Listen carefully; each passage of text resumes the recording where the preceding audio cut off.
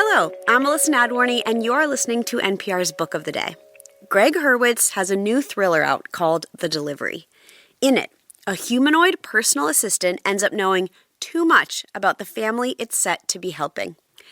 The AI robot savvily taps into their darkest fears and desires. Can their marriage survive the infiltration in their family? Hurwitz spoke with Weekend Edition host Ayesha Rascoe.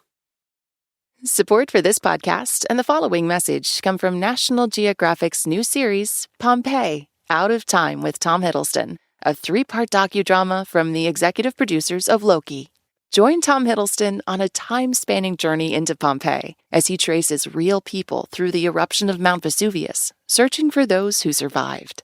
Pompeii, Out of Time with Tom Hiddleston is now streaming on Disney Plus and Hulu. A newly affluent couple has suffered loss, a miscarriage after years of trying to expand their family. The wife, Rebecca, is having a tough time recovering and being a stay-at-home mother to their only child, a daughter who has special needs. Then the husband's wealthy boss shares an exclusive and mysterious offer from a company owned by a South African technocrat. It's for a kind of personal assistant, one that knows everything about them but is totally under their control. But will it actually help? This is the plot of Gregg Hurwitz's book, The Delivery, and he joins us now. Welcome to the program. Thank you for having me on. So what does it look like and how does it work? It's a giant box, and the box is about the size of a casket. And this is something they've ordered, but they don't know precisely what it is. All they know is it's some mysterious new technology that will make their lives better. And like all technologies for all of us, it has to be invited in. Is it kind of like a vampire thing with that? Like you have to invite it in? That's exactly what it's like. I mean, I think about technology all the time. How many times are we uploading an app onto our phone and just sort of agreeing to the terms and conditions without reading them? And we have all these technologies in our phone that can read our biometrics and track us and market to us. And eventually they can almost start thinking our thoughts for us. Well, that's the thing. So this thing gets into the house. It takes a while to develop because it has to know everything about them. And then all of a sudden, it's like this thing that pops out. How does the family feel about this guest at first? Well, at first, it's wonderful. It's a humanoid form, and it knows everything about them. It was partially even built from their DNA. At one point, they had to swab their cheeks and the cheek of their daughter, Maddie, and send this all off. So they have this thing that is plugged into their DNA. It's plugged into their buying system. It's plugged into their buying history. It's plugged into their internet and their viewing habits and their shopping habits. It knows everything about them. So it can anticipate all these things. And Rebecca's this exhausted mom. She's still worn down with the heaviness of grief from this miscarriage. And she's just trying to keep up with making lunches and carpool and medical appointments. And this thing shows up and it can make the perfect breakfast and it can run chores and it can tidy up the house. And soon enough, it can start to put Maddie to bed. And so these luxuries start to happen, these conveniences. It starts to provide and provide and provide. But pretty soon there's going to come a dark turn because as with a lot of technologies, we have to be very careful what we wish for because we might get it. Well, Maddie, who the daughter, she dubs the humanoid thing Mr. Man. At first, he's helpful, but he does lack nuance. He doesn't get the humor. And when he starts trying to take care of problems, including people, it doesn't end up the best way. Like, how did you come up with the idea for this? Well, I've been studying technology and AI for a long time. It's worked its way into my other novels, and it's played a lot of role of it. I've started to be concerned about the ways that we are outsourcing our ethics and morality and responsibilities to technology. And I remember reading a study one time, an AI simulation. They created sort of like, in a giant warehouse, they created like a box of a room in an office. And it was all a smart office. And they tasked the AI system with keeping the office perfectly clean.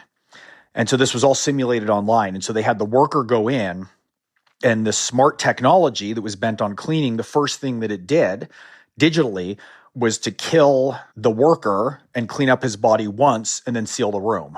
And so that's a perfect example of how you can meet an objective if you're a computer, if you're ones and zeros, that fulfills the objective of something that's asked of it, but it's devoid and detached from morality.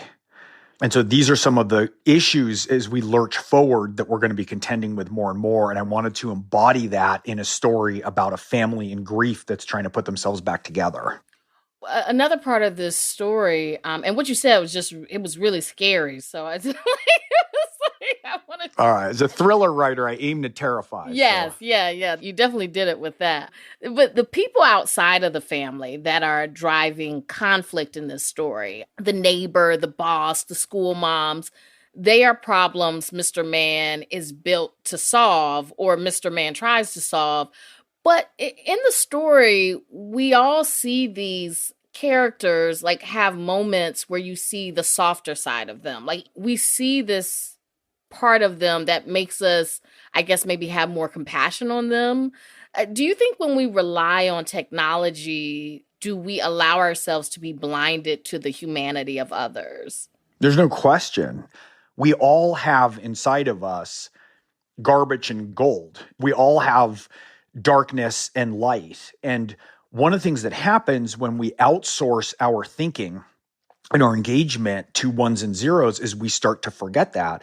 And I think we can see that now in the state that we're in, locked in endless partisan and cultural battles, where we come to view other people, it's sort of as the friend-enemy distinction, which means everyone is either a friend or an enemy by definition within the tribe. And anything that the people who don't agree with us on something or anything, they have to be vilified and their positions have to be taken down and destroyed. And this has been hastened by social media, which keeps feeding us all of those things that make us start to view ourselves tribally and view other people, other Americans, others in our community as being a tribe who is opposed to us, who is evil and must be stopped and destroyed if we are to be on the right side of history. And we've lost a lot of the sophistication and nuance and give and take that comes from engagement with real people, where we talk and we learn, and in doing so, we discover our own blind spots and our own willful blindness. Well, I mean, in your private life, how much do you say no? Or how much do you take charge and maybe do you pass on a smart refrigerator or refuse to engage with virtual assistants or AI searches? How do you draw those lines? I think about it all the time. I don't have devices in my house as best as I can, but I don't have a device that I speak to that listens to everything that I do that meets my needs. But I do use AI. I mean, as a novelist, AI is the best personal assistant I've ever had in my life. The key is that we need to have it in its proper place, which is below us. It's a tool that needs to be below humans and humanity and human creativity and writing. It needs to serve us. We don't need to serve it. That's Gregg Hurwitz. His new novella is called The Delivery. Thank you so much for joining us. Thank you. Thanks so much for having me on. And just a quick reminder that signing up for Book of the Day Plus is a great way to support NPR's book coverage and public media. And you'll get to listen to every episode sponsor-free. So please go find out more at plus.npr.org/Book of the Day.